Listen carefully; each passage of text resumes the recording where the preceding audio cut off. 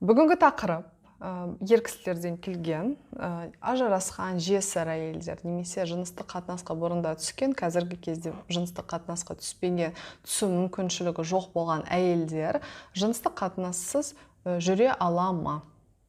Осылай.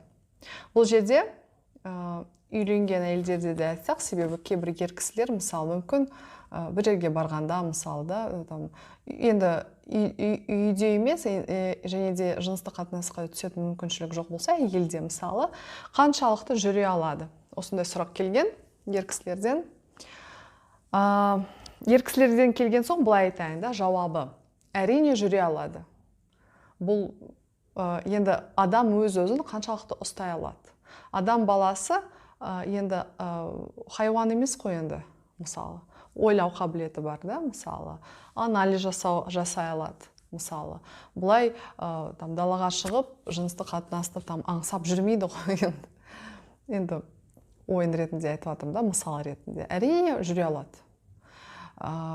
Қатты қысылғанда, бірақ жыныстық қатынасқа түсетін мүмкіншілігі жоқ болса, жалпы бұл сұрақ тек әйелдерге ғана қатысты емес, ер кісілерге де қатысты, себебі екеуі де адам баласы. Және де денесі де жыныстық қатынасқа қызығушылық, ынтасы екеуінде де бірдей. Бұл адамның мінезіне байланысты, қаншалықты өз-өзін ұстайды, қаншалықты мәселені шеше алады, соған байланысты. Мына жерде біз бөлмей қояйық әйел мен ер кісіні, себебі мысалға мүлдем жыныстық қатынасқа түсетін мүмкіншілігі жоқ, басқа жолдарын табады. Мысалы да, ер кісілерде, әйел кісілерде түнде мысалы полюция болады да, мысалы түнде шығады да, мысалы оргазм алады, мысалы шығарады да, әйелдер оргазм алады. Соншалықты дене қаласа, бұл шығады түнде ұйықтағанда. Психологиялық тұрғында соншалықты қиын болса, ой сананы қосып, анализ жасап, шешімін жасайды. Мына жерде, егер де сіз мысалы бір жесір ажырасқан әйелді алсаңыз, әрине жүре алады. Мысалға, ер кісілерде бар сондай мысалы. Бұл адамның өзінің принципі, өзінің ұстанған ережелер мысалы да бар, өзінің да этикалық мысалы өзінің соған байланысты.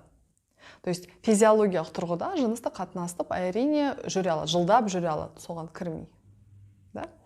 Бірақ мына жерде былай айта кетейін, әрине қатты қысылса, қатты қиналса, өз-өзін қанағаттандыру деген бар мысалға да, көбісі осылай жүре береді мысалы. Екінші, әрине сіз мысалы сұрағыңыз ер кісілерден болса, қаншалықты ер кісілермен да, или ер кісілер әйелдермен да қатынасқа түсу, бұл енді соншалық қысылғаннан емес. Жалпы адамдар шешім қабылдағанда жай жыныстық қатынасқа түсем деген шешім емес қой. Бұның бәрін анализ жасап, шынымен керек пе, керек емес пе деген шешім келтіреді. Ең басты жауап бұл жоқ. Әрине жүре алады. То есть бұл норма, жыныстық қатынассыз. Бұл жерде қаншалықты өз-өзін психология, физиология тұрғыда қаншалықты өз-өзін жақсы сезеді. Және де шешімін осыған қарай шешімін жасайды. Окей, достар? Сұрақтарыңыз болса, мен Instagram парақшама жазылыңыз, пікір қойыңыз, сол жерде пікір қалдырыңыз. Рахмет, сау болыңыз.